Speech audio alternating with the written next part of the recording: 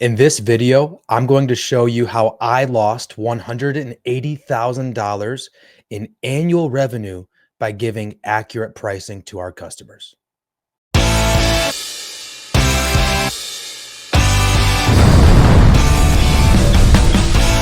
Yes, you heard me right. I lost $180,000 in annual revenue by giving accurate pricing to my customers.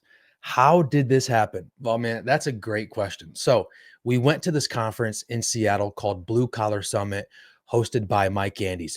Boom. There's an image right there of him. He's literally a genius.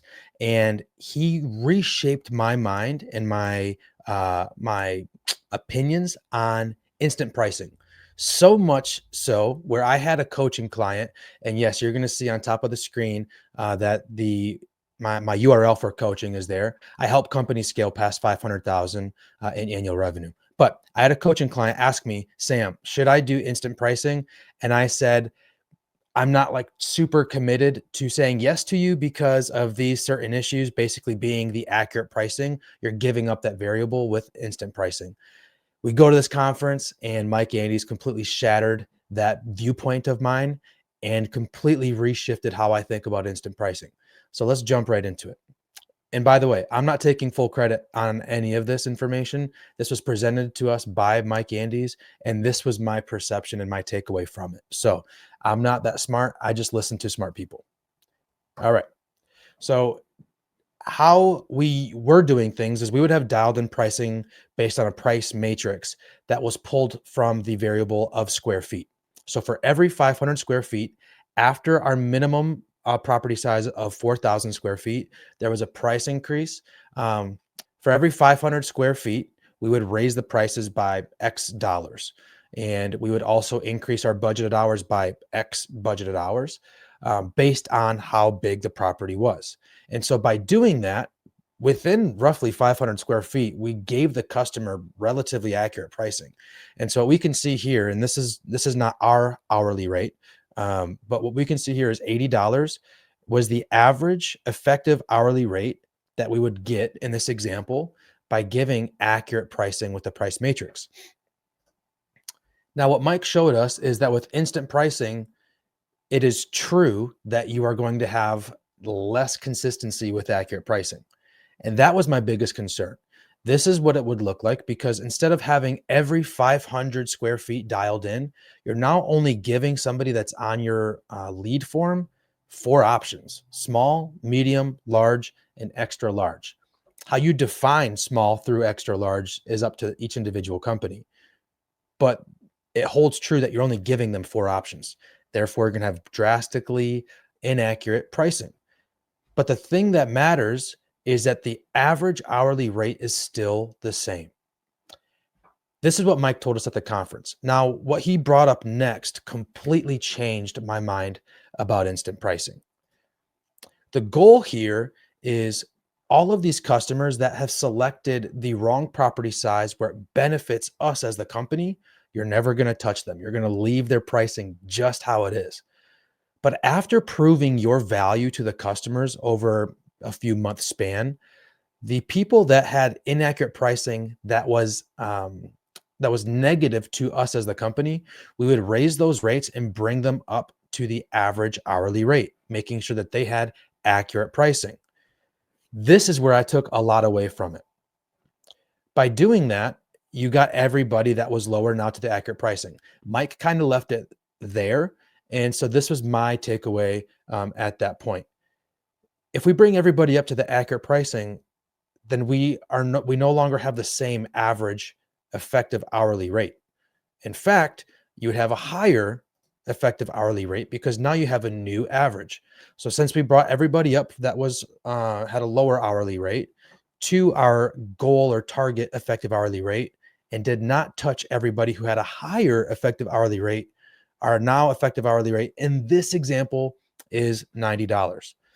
So now what I want to do is I want to share with you the true cost of my ignorance and feeling like we had to give accurate pricing.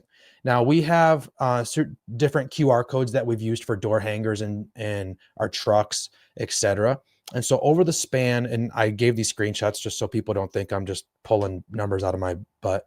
Um, but over the span of the last 12 months, we've received 1,275 leads through whatever marketing efforts we had. Now, out of those 1,275 leads, roughly 85% of those were qualified. So what that means is they were in our service area and they were within our property size range because we don't service anything over 12,000 square feet. Um, and what was the other one? It was property size, service area, and something else. But anyway, they were qualified leads. So that brought us down to 1,083 qualified leads. Now let's assume that our office manager spends about 5 minutes per lead to send them an estimate. So they have to go and measure their property on Google Maps. They have to put that property size into the custom field within Copilot. They have to create an estimate, making sure the verbiage is all right. Granted, we do have price matrices built into our CRM to make this a fast process, but let's just assume that there's 5 minutes, which is really good actually if you can get an estimate out in 5 minutes through a manual effort. So that's more on the conservative side of things. With 1,083 qualified leads at 5 minutes each, that brings us to 90.25 hours spent on just sending estimates to those qualified leads. That doesn't mean we get 1,083 customers because we don't close all of our estimates, but that doesn't change the fact that we spent 90 hours just on the only task of sending an estimate. Now, if we had to pay our office staff $25 an hour, which is about right where we're at, that's $2,256 spent in wages just to send an estimate, not to get a customer, just simply the manual process of sending the estimate. So now that's the true cost. Let's talk about the opportunity cost. Hey, if you are liking this content, I want to let you know that I offer coaching programs for people that are doing around 250,000 a year in annual revenue and would like to scale that much past 500,000 a year in annual revenue. I don't want to be stretched too far thin, so I'm going to have to start closing enrollments here soon. But if you want to secure your place to speak with me every single month and have basically an unlimited amount of resources that we use to run $1 million a year company, I want you to either type that URL that's above or look in the description for that URL and go to my coaching website and reach out to me. Pick my brain. I want to see if we'd be a good fit, but I would love to help you scale past 500,000 a year and get towards that $1 million a year mark. 90.25 hours spent.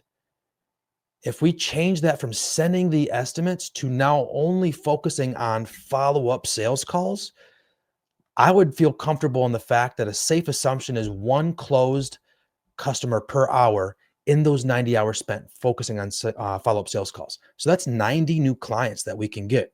An industry average for companies around our level, I'm saying, is about $2,000 in annual value for their customers. So if we had a $2,000 annual value and we respent that 90 hours, no longer sending estimates, but focusing on follow-up sales calls, that is $180,000 in annual revenue that we could have acquired by sending inaccurate pricing to our customers. Now, if you have a 20% net margin, that's $36,000 in your pocket that you missed out on. And I'm kind of pointing at me here that I missed out on. I missed out on $36,000 that I could have put in my pocket, in my employees' pockets, because I was too focused on sending accurate pricing. So let me know your takeaway from this. Maybe your leads are higher than mine, maybe they're less than mine, but the bones of this message holds true. Your time is valuable. What are you going to spend your time on to get the highest return in your business?